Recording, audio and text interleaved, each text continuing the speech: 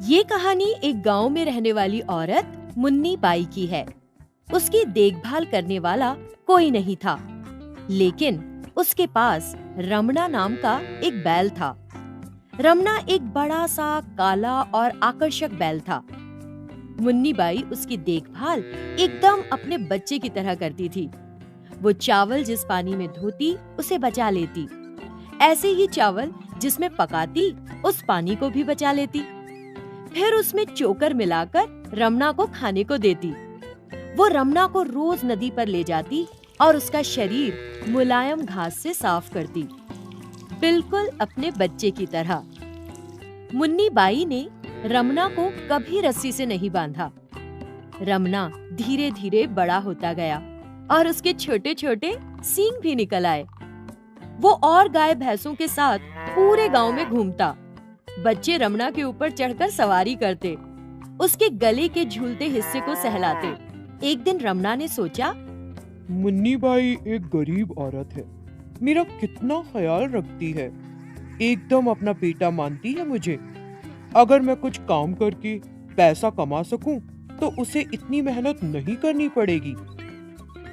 उस दिन से रमना पैसे कमाने के रास्ते खोजने लगा। एक दिन एक व्यापारी 100 गाड़ियों में अनाज लादकर ले जा रहा था।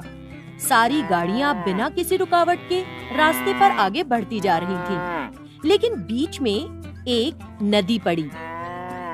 पूरी जगह मिट्टी से भरी हुई थी। सारी गाड़ियों को नदी के किनारे ठहरना पड़ गया। व्यापारी समझ ही नहीं पा रहा था कि अब अपने बैलों के साथ गाड़ियों को आगे लेकर किस तरह जाए।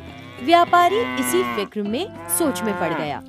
वहीं पास में रमना दूसरी गायों के साथ घास चर रहा था और इस बात से बेखबर था कि आगे क्या होने वाला है।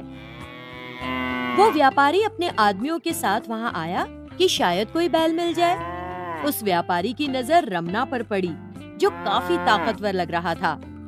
उसे देखकर व्यापारी ने सोचा, ये बैल कितना शानदार है, इसकी मदद से मैं बड़ी आसानी से गाड़ियों को नदी के पार ले जा सकता हूँ।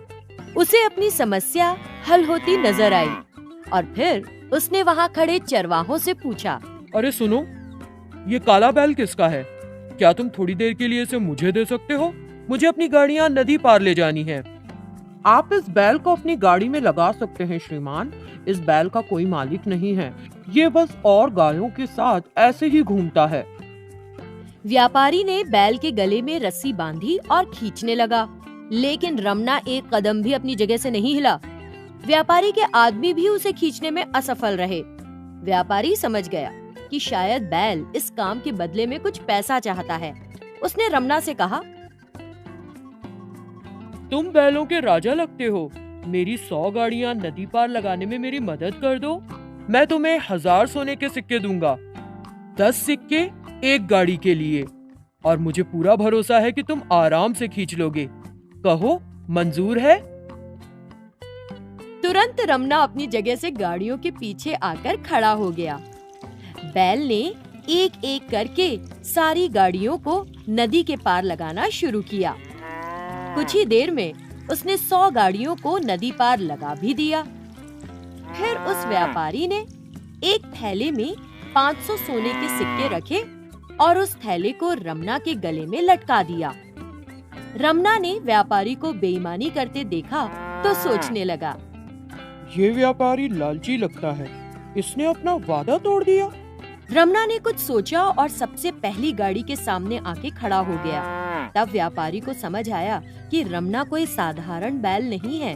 व्यापारी ने एक दूसरे थैले में और 500 सोने के सिक्के रखे और फिर वो थैला भी रमना के गले में लटका दिया। फिर उसने रमना से कहा, प्यारे बैल, मैंने अब 1000 सोने के सिक्कों से भरे थैले तुम्हारे गले में लटका दिए हैं। अब कृपया करके मेरी गाड़ियों को जाने दो। रमना सीधा मुन्नी बाई के पास गया, जिसने इतने दिन उसका पालन पोषण किया था। बैल 100 गाड़ियां खींचकर बहुत थक गया था। मुन्नी बाई ने देखा तो एक कपड़े से उसे साफ करने लगी। तभी उसका हाथ गले पर गया। जब उसने उन थैलों को खोल के देखा तो उसे 1000 सोने के सिक्के दिखाई दिए। उन्हें देखकर वो हैरान रह गई। तब वो चरवाहे आकर बोले, मुन्नी बाई, रमना ने ये पैसे 100 गाड़ियों को खींच कर कमाए हैं। मुन्नी बाई बहुत भावुक हो गई। रमना के माथे पर ऊपर नीचे हाथ फिराने लगी। इतने सारे पैसों का मैं क्या करूंगी रमना?